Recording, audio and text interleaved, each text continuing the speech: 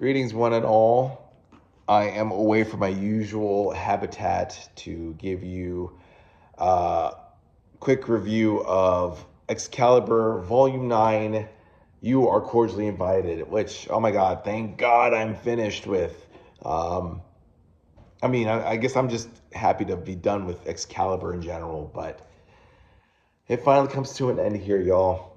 Excalibur ends after basically 10 years. I'm looking up online. They said that the special edition came out in 1987, but I think it came out in 1988. The series started in 1988. I don't know why I'm reading all this stuff about 1987 or whatever, but I'd say from 1988 to 1998, we had the first series of Excalibur, which still unfortunately is my least favorite X title. But it goes out with a bang. I actually like this last issue, 125, the wedding of Captain Britain and Megan. They finally got hitched after all the trials and tribulations they went through, all the depowerizations, Captain Britain losing his powers and then being lost in the time stream and then getting pulled back and then quitting to take a sabbatical and Megan turning into wolves and bats and creatures and monsters. Somehow these two finally got their act together and got married. They found Nightcrawler finally, lost in Venice, Italy. Kitty Pryde goes off and Kitty Pryde, Agent of S.H.I.E.L.D. was the last one, right? Okay, oops. Okay, never mind. Kitty Pryde, Agent of S.H.I.E.L.D. was the last volume. But this covers 116 and 125 of Excalibur. X-Men, True Friends 1, 2, and 3.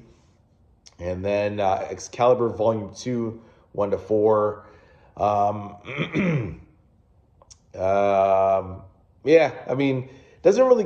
goes off with a high note with the wedding, of course, but pretty much Excalibur ties up its loose ends with the crazy gang and with Farron. Farron comes back and he wants to kill them. And, they finally say, we're sorry, we forgot about you, Farron. It was funny because Farron, I didn't even care about Farron myself. I thought he was like such a bad character to begin with and so useless that when they got rid of him, I didn't even notice. And then they brought him back in 124, leading the crazy gang to get revenge on Excalibur. But then they're all like, oh, we're sorry, we forgot about you, pal. And he's like, oh, okay, I forgive you.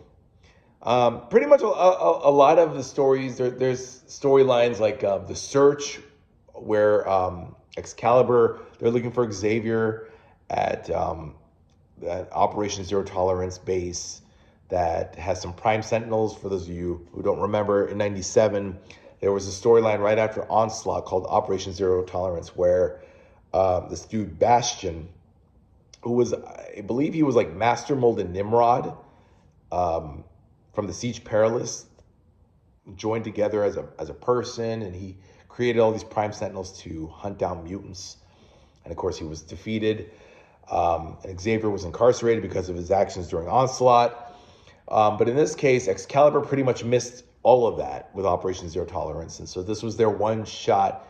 It's funny, they made a point of like Nightcrawler. Nightcrawler was so upset that he didn't help his fellow X-Men fight Bastion, that this was his way to make amends, as a leader, because Nightcrawler's going through all this turmoil as being leader, and Amanda Sefton leaving the team.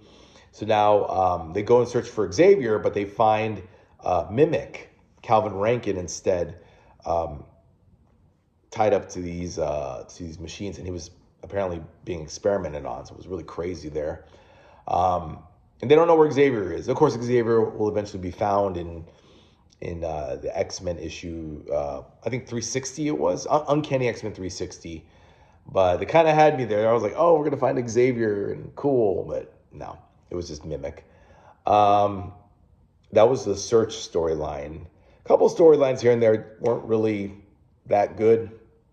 But like I said, for Excalibur, I like that it came to an end the way it did with the wedding.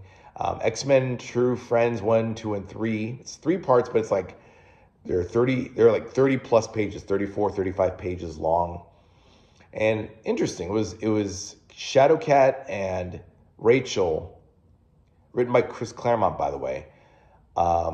They have an argument and they're angry at each other, and then Rachel uses the Phoenix Force in this area, and they get sent back in time to 1936 Scotland, and it turns out they do go back in time. They meet Wolverine, who doesn't remember them because, of course, they haven't been born yet. He hasn't joined the X-Men. They fight Baron Wolfgang von Strucker. They fight the Shadow King, all to save Queen Elizabeth II of England and her cousin, this dude, Alasdair Kinross. It's funny, I thought he was related to Moira MacTaggert because Moira's maiden name is Kinross, Moira Kinross MacTaggert, but they never made any mention of it. There's no mention of it online. But I thought it was a good story.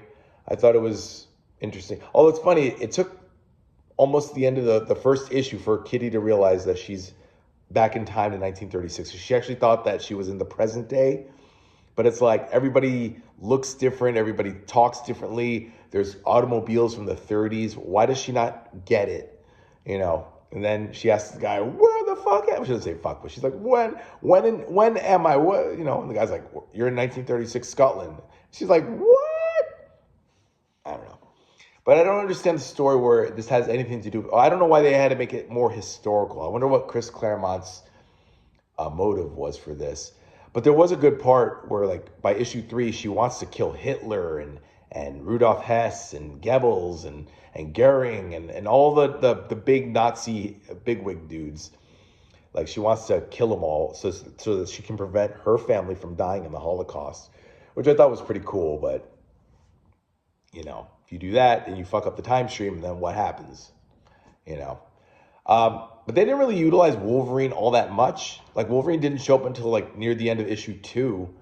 But yeah, he's, like, the lead along with Shadowcat. It's really Shadowcat and Phoenix, Rachel Summers storyline, Kitty Pryde and Rachel Summers. And then we have, of course, the 4-issue Excalibur series, which was actually pretty cool. It has Captain Britain coming back. He's already married to Megan, and now he has to go get the real Excalibur sword, which has to do with King Arthur. And Roma, they think Roma is destroying Otherworld, but it turns out it's this supercomputer named Mastermind that was created by Brian's dad, who in a sense is his brother, sort of, kind of, maybe. And it's a whole to-do. It's a whole pretty good finish and finale to Excalibur. Just Brian now has become a nobody, a superhero to a nobody, to a superhero, to a nobody, and now he's a king, and he takes over for Roma, basically. Now he's the ruler of the Omniverse. So, and now he no longer lives on Earth. He lives in Otherworld. That's pretty much it, guys. I don't know. That's the end of the series. It was fun to read Excalibur. I never really thought I'd get through it because, like I said, this is like my least favorite X title. But I finished it finally. Volume 9. You are cordially invited. This is the cover of issue 1 of the 2nd volume of Excalibur. So Psylocke joins. Black Knight from the Avengers joins. There's also Crusader X and this chick down here, Captain UK, Linda. And they all help Brian out to, I don't know, save Otherworld and help his ass. Well, that's it, guys. So that's the end of Excalibur. I am done until volume 6 and 7 comes out. That's it. The series ends with 125, so that is it. No more Excalibur. I doubt that they'll do any more Excalibur issues from the classic line, maybe from the modern era. Who knows? But next I'm going to read Hawkeye Volume 4, Shafted, which I just got it a couple days ago. Oh, tomorrow's Christmas, so I'm going to have to, like, go home to where I live and pick up the book and then come all the way back here. I'm staying here in this current abode for the next 2 weeks, so until January 6th. So I'll probably still be here when I do Volume 4 of Hawkeye and also Generation X, which will be after Hawkeye. And hopefully I'll get my X-Men Volume 10. Now I kind of regret that I ordered it, X-Men Volume 10. I should have gone to the comic book store and bought it, like I did last year, this very time last year with Volume 9, the Brood Saga. And now we have Volume 10 to look forward to. God loves, man kills. All right, guys, I'm tired. I want to go to bed. Let me know what you guys think in the comments down below. You know what to do or don't. And I'll see you next time, guys, in a couple days. Merry Christmas, guys. Maybe I'll do a stream. Oh, no, I won't, because I don't have my... Actually, no, never mind. I don't have my equipment with me, so I can't do a stream of a Resident Evil But I will start on Silent Hill 2 Remake. That's what I'm going to do, guys. I'm going to do... and then when I get home, I'll stream that for you. Maybe for New Year's. We'll see. Or no, I'll still be here. All right. Who cares? Bye, guys. Read those epics, and I'll see you next time. Merry Christmas. Bye-bye.